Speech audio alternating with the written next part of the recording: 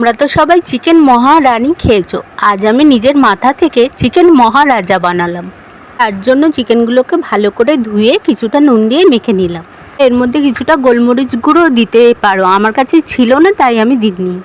আর কড়াইতে কিছুটা ঘি দিয়ে চিকেনগুলো দিয়ে দিলাম।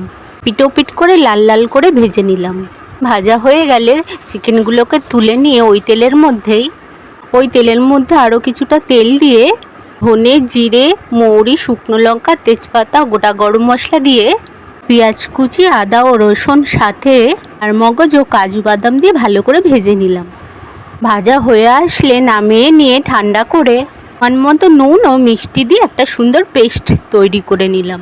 কড়াইতে ঘি দিয়ে কাঁচা লঙ্কা দিয়ে ও রঙের জন্য কিছুটা কাশ্মীরি লঙ্কা গুঁড়ো দিয়ে করে রাখা পেস্টটাকে দিয়ে ভালো করে নেড়েচেড়ে নিলাম। হালকা হয়ে মশলা ভাজা হয়ে আসলে ফেটিয়ে রাখা টক দই দিয়ে দিলাম। এভাবে কিছুক্ষণ নেড়েচেড়ে নেবার পর চিকেনগুলো দিয়ে দিলাম।